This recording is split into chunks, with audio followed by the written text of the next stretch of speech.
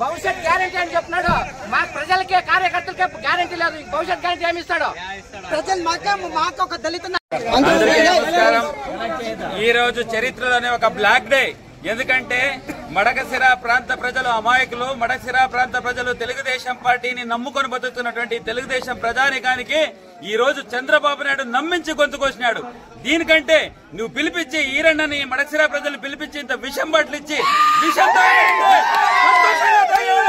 ఈ రోజు విషం తగినా కూడా నీ మీద నమ్మకంతో తగేవడం. అలాంటిది ఈ రోజు సునీల్ కుమార్ టికెట్ అనౌన్స్ చేసావు. చేసి 60 రోజులు డబ్బులు లేకుండా అప్పు సప్పులు చేసి తీసుకొచ్చి ఈ రోజు ఖర్చు పెట్టి తెలుగుదేశం పార్టీని నిలిపారు ఇక్కడ.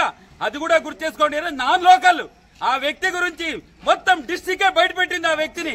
అలాంటి వ్యక్తిని తీసుకొచ్చి ఈ రోజు అమాయకమైన మడకశిర ప్రజల దగ్గర కూర్చోబెడితే ఓట్లేస్తారని ఎట్లా అనుకున్నావే నువ్వు చంద్రబాబు నాయుడు?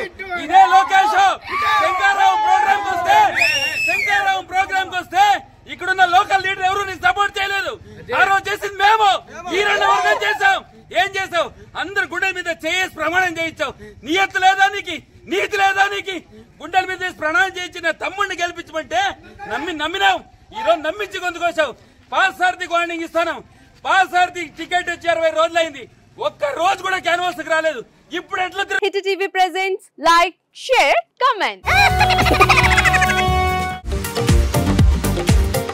టీవీ వాళ్ళకు కూడా నేను ఒక సర్ప్రైజ్ ఇద్దాం అనుకుంటున్నాను. మీరు మాత్రమే జెస్సీ ఎందుకు అయ్యారు? ఇలాంటి అమ్మాయిలకి పిలవడానికి బాగుంటుంది.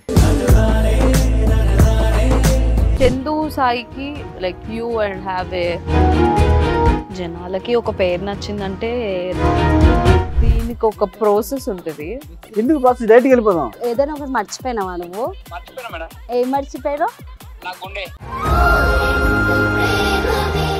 ఏదో ఆ టైంకి మన సుడి బాగుంటే ఎవరన్నా చూపిస్తే రాయగలం కానీ డోర్ టు డోర్ సేల్స్ చేసేవాళ్ళు. శారీ వస్తుంది, శారీలో వెనకాల కట్టుకుని